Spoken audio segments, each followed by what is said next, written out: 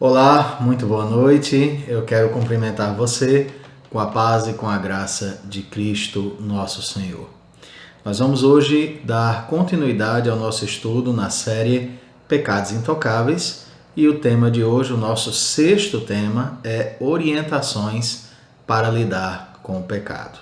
Antes de nós começarmos o nosso estudo, duas coisas. A primeira delas é que você possa pegar a sua Bíblia, se você tiver como fazer isso agora, você possa sentar na sua mesa, no sofá de sua casa, não sei, aonde você estiver assistindo, é sempre muito bom que você esteja munido do texto sagrado, para que você possa assim estar conferindo aquilo que nós vamos colocar aqui.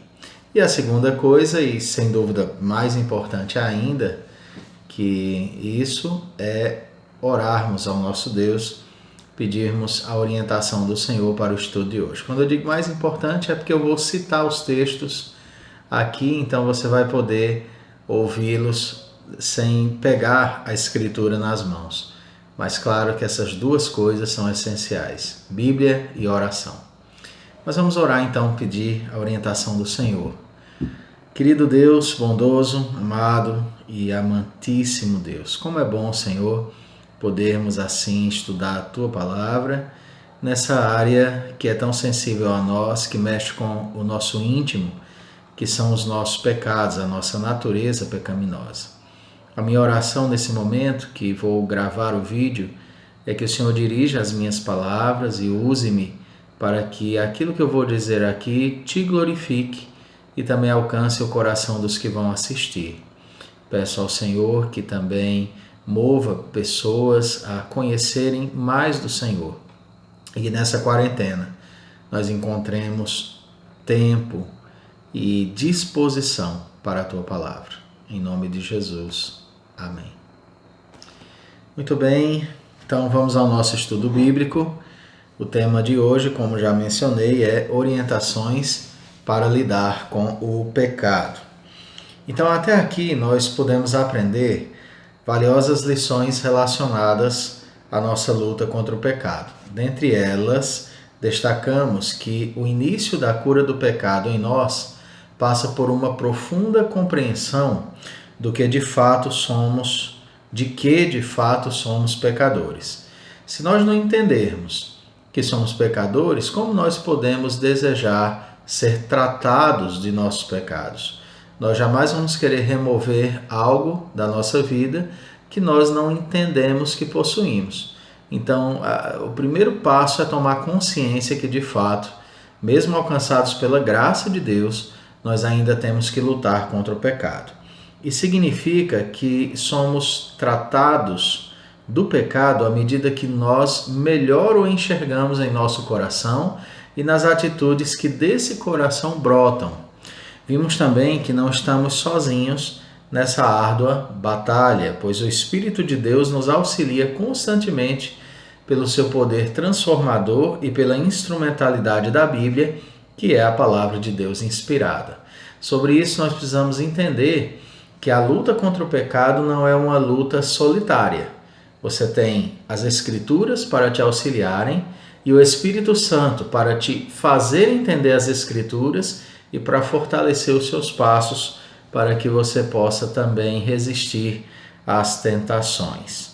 E aí, queridos, nós temos que compreender que as nossas atitudes erradas não são externas a nós, mas elas emanam de nós. Jesus diz claramente que o que nos contamina é o que brota do nosso coração.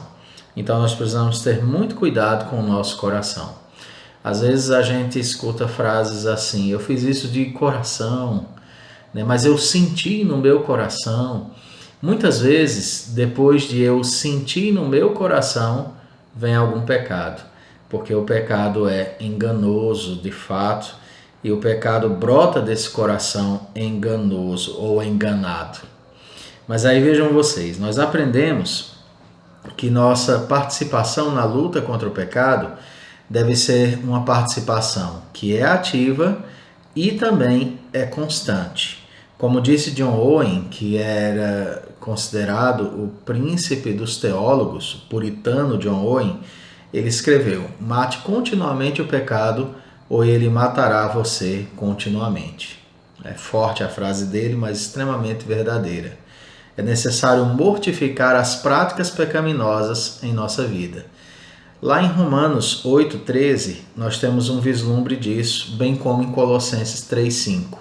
Vejam esses textos. Romanos 8,13 diz assim: porque se viverdes segundo a carne, caminhais para a morte, mas se pelo Espírito mortificardes os feitos do corpo, certamente vivereis.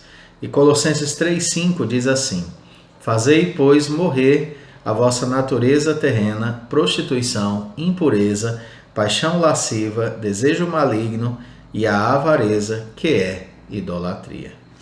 Isto, queridos, é óbvio, envolve nossas condutas claramente pecaminosas que fluem de nós, como também envolvem aquelas terríveis sutilezas do nosso coração. Jesus falou bastante acerca disso. Um exemplo clássico é Mateus 15, versos 18 e 19, que eu já parafraseei aqui, mas quero citar na sua íntegra, que diz assim: mas o que sai da boca vem do coração, e é isso que contamina o homem. Porque do coração procedem maus desígnios, homicídios, adultérios, prostituição, furtos, falsos testemunhos, blasfêmias.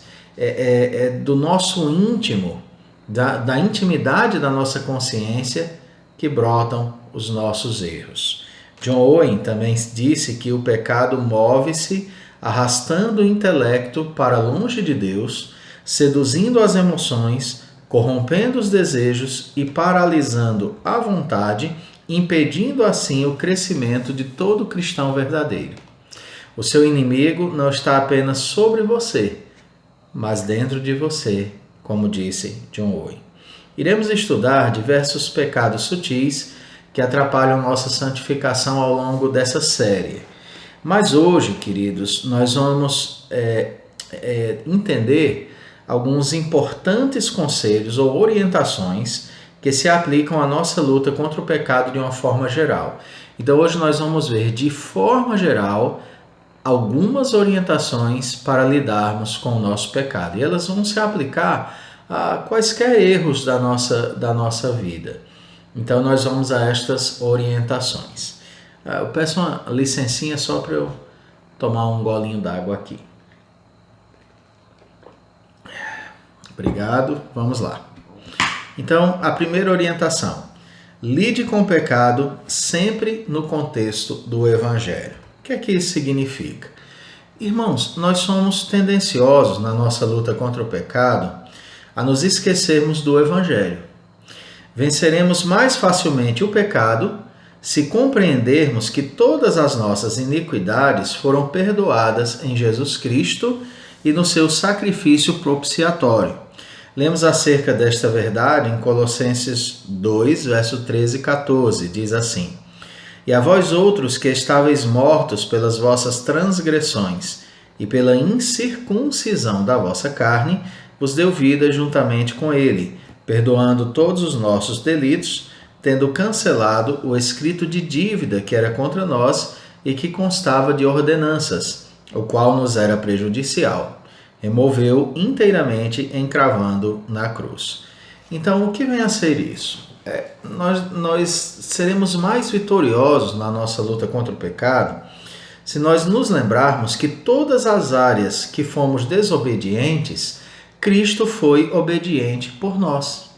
Em sua vida, Cristo mostrou a obediência perfeita ao Pai até a morte, bem como a justiça perfeita que foi lançada ou transferida para todos aqueles que creem, que, em outras palavras, são os eleitos de Deus. Romanos 3, de 21 a 22, diz assim: mas agora, sem lei, se manifestou a justiça de Deus, testemunhada pela lei e pelos profetas. Justiça de Deus mediante a fé em Jesus Cristo para todos e sobre todos os que creem, porque não há distinção.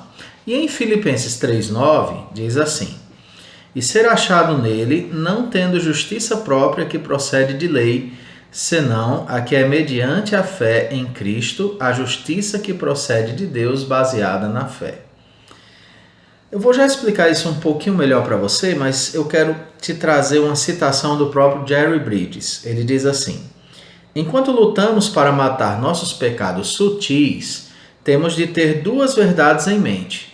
Nossos pecados estão perdoados e Deus nos aceita como justos por causa da vida impecável e da morte expiatória do Senhor Jesus Cristo. Não existe motivação maior para lidarmos com o pecado em nossa vida do que compreendermos estas duas verdades gloriosas do Evangelho. Então, eu quero aqui trazer uma questão muito séria para você e que eu espero que você consiga compreender. Muitas vezes eu tenho me deparado com pessoas que fazem parte da igreja evangélica, creem em Jesus, mas parece que nunca entenderam o Evangelho. E aí você me diz, como assim, pastor Kennedy? Como é que não entende o Evangelho? Eu vou te explicar em termos bem simples o que é o Evangelho. O Evangelho significa o quê? Que Cristo nos substituiu. É isso que significa o Evangelho.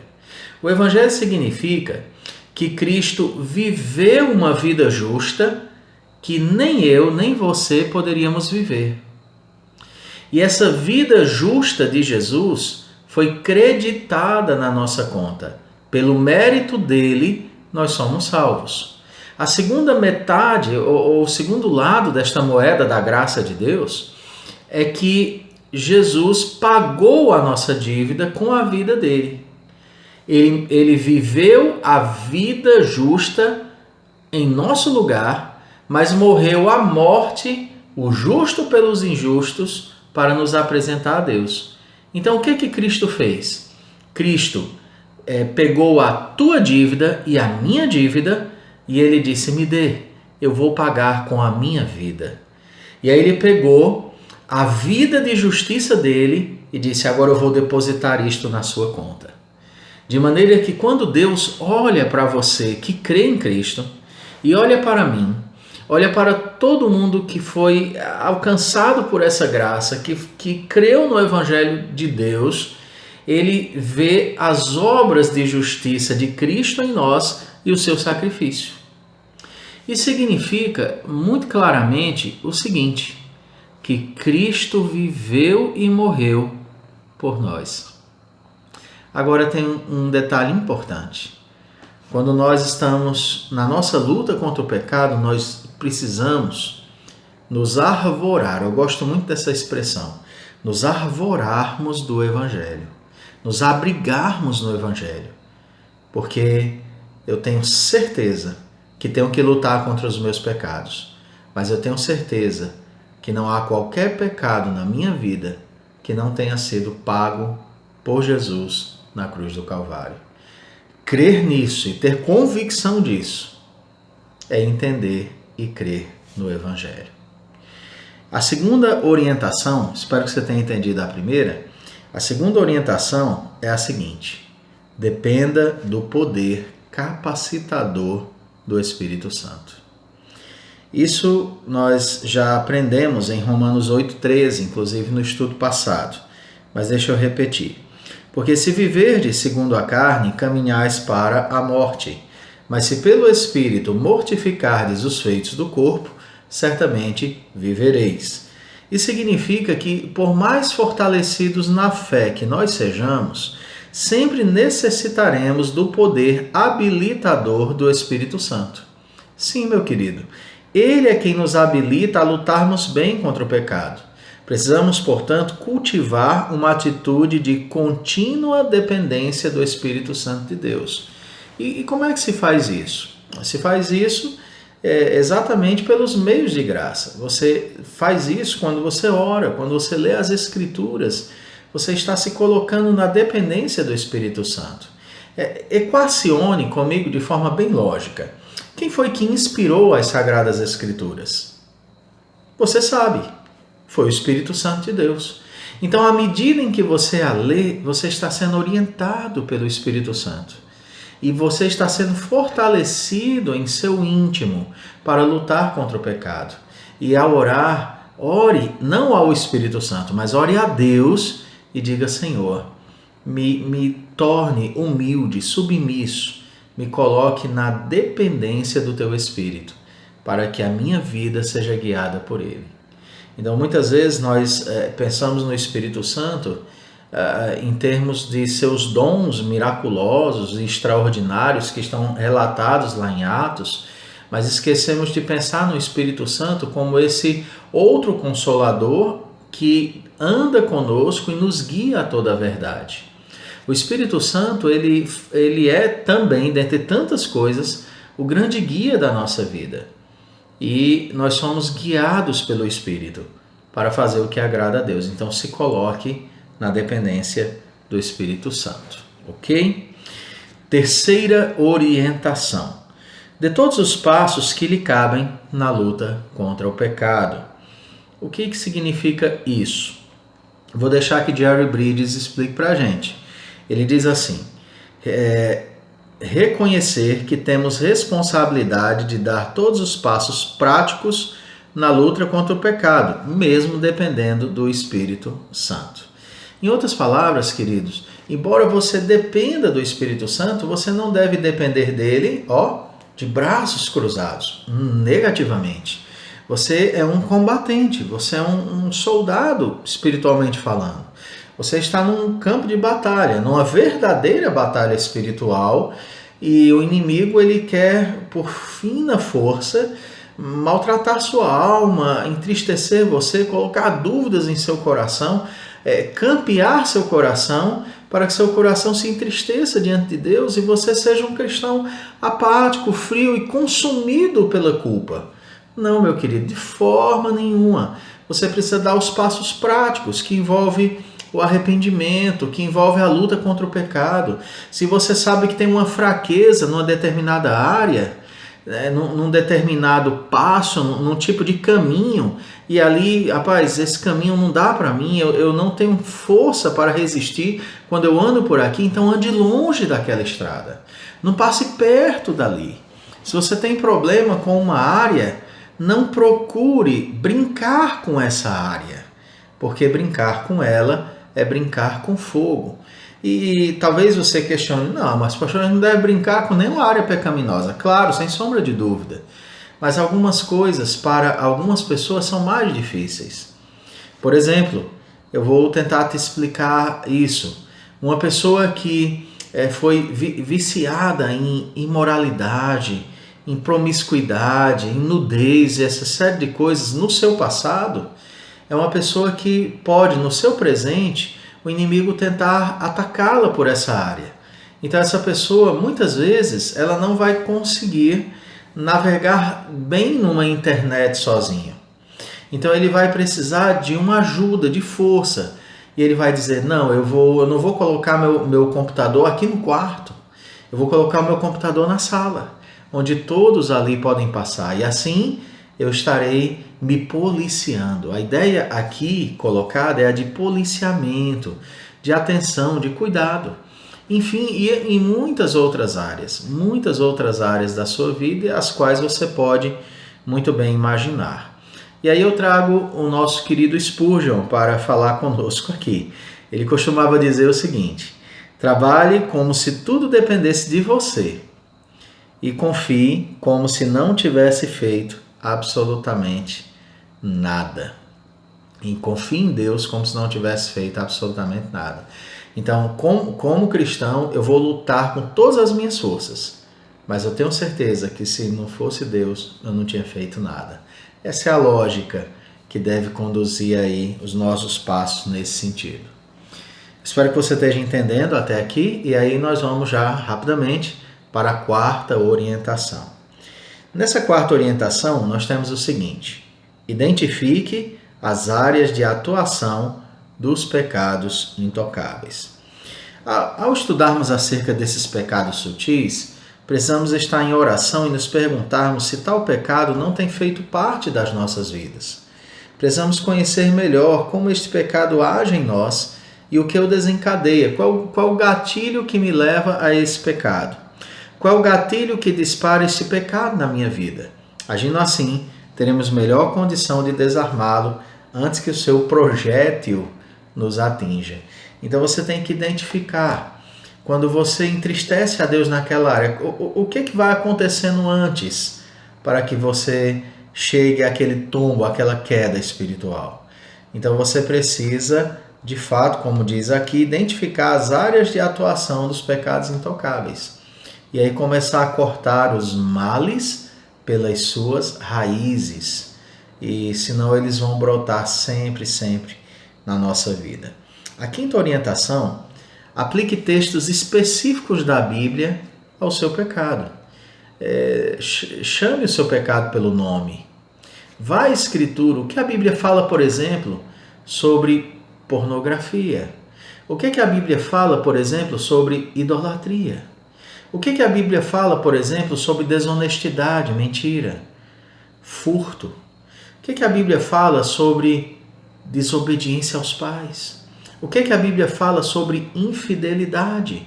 Então, procure entender a Escritura e aplicar esses textos ao seu coração. Eles vão fortalecer. Lembre-se que quando o nosso Senhor Jesus foi tentado, ele se defendeu com as Escrituras em todas as suas tentações. A vida de Jesus foi a Escritura aberta. E no sentido de que a vida dele foi um livro aberto, esse livro era a Bíblia. Ele ensinou a Bíblia, mas viveu a Bíblia também. E Jesus teve uma vida perfeita. Claro, entendo que não conseguiremos ter essa vida perfeita, mas entenda você. Você consegue fazer uma faxina perfeita na sua casa? Não consegue. E quando você acha que fez, rapidamente precisa fazer de novo. Então a faxina no nosso coração, ela é diária e ela sempre será imperfeita. Agora, você não pode, porque você sabe que não conseguirá ser um santo perfeito nesse mundo, você não pode, por esse conceito, agir descuidadamente com a sua vida. Tipo assim, já que eu não vou conseguir ser fiel, então também não vou ser tão zeloso. Não, você não pode pensar assim. Você tem que pensar que sendo zeloso você ainda falhará, o que não acontecerá se você for relaxado. Então é um sério problema. Então aplique textos específicos da Bíblia ao seu pecado. Devemos saturar nossa mente com porções das Escrituras que tratam diretamente contra o nosso pecado e assim nós robusteceremos a nossa fé ainda mais e resistiremos melhor às investidas de Satanás contra nós. É como diz o Salmo 119, verso 11, quem é minha ovelha já me ouviu citar isso assim umas 100 vezes. Mas diz lá: guardo no coração as tuas palavras para não pecar contra ti.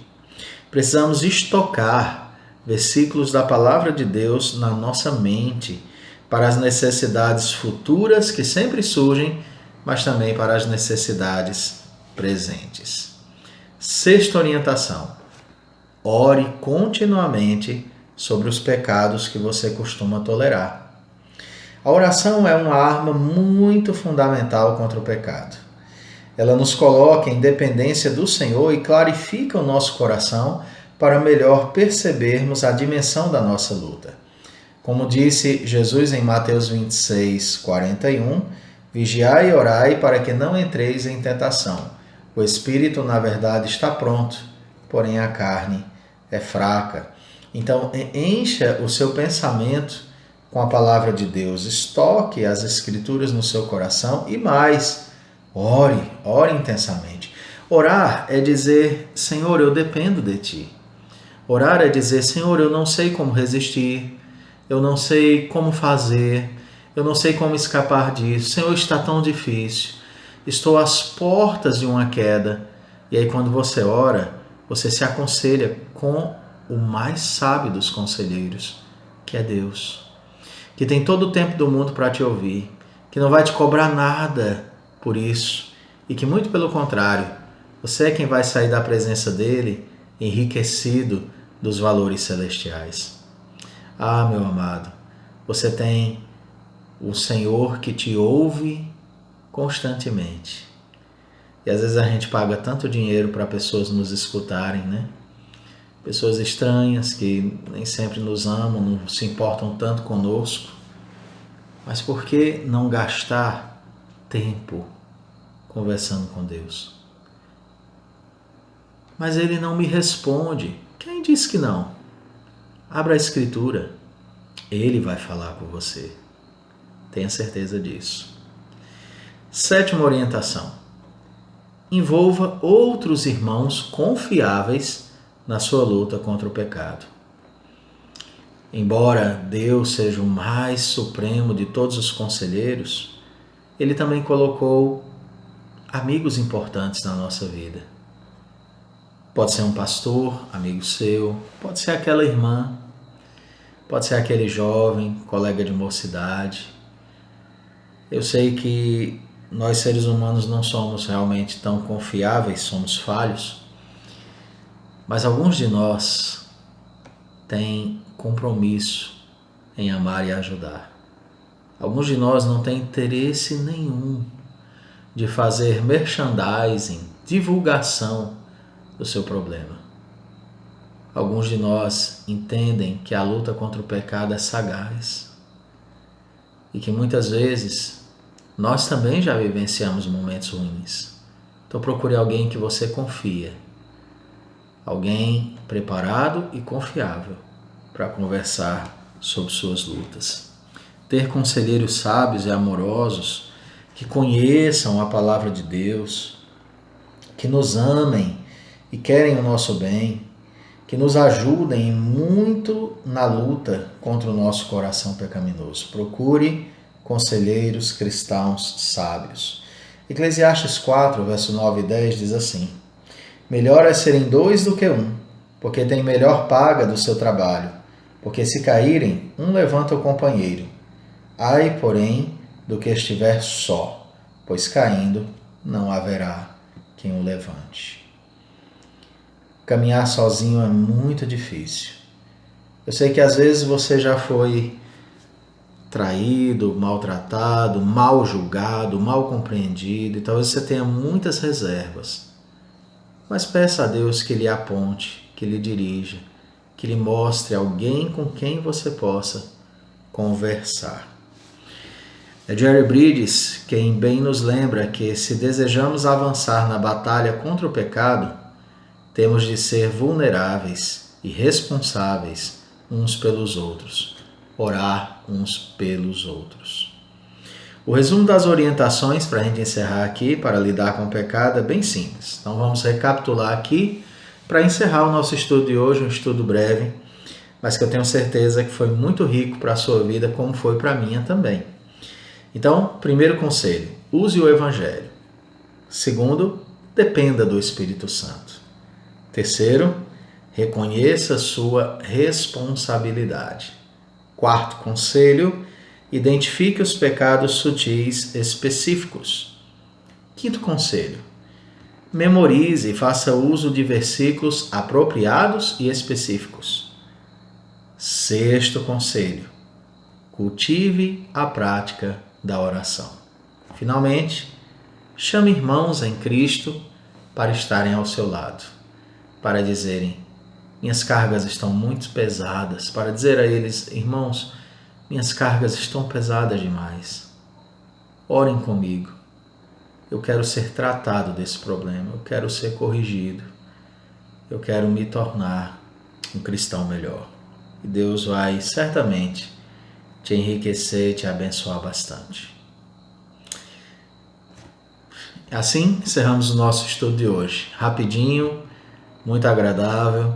Que Deus abençoe sua vida. Eu quero apenas orar por você e pedir que você continue assistindo os vídeos, divulgue, mande para os seus amigos. E lembre-se que no domingo nosso canal publica 3 vídeos. Uma devocional cedinho, uma pregação às 8 da manhã. Essa semana encerraremos a primeira carta de Pedro. E uma pregação à noite. Que Deus te abençoe. Oremos. Senhor, muitíssimo obrigado pelo privilégio inigualável de ouvirmos Tua palavra. Pedimos forças para lutarmos contra o pecado, a fim de que nós possamos vencê-lo a cada dia, matá-lo a cada dia. Obrigado por nos amar e tão graciosamente nos assistir. Em nome de Jesus. Amém. Fique com Deus, Deus te abençoe a você e a toda a sua família.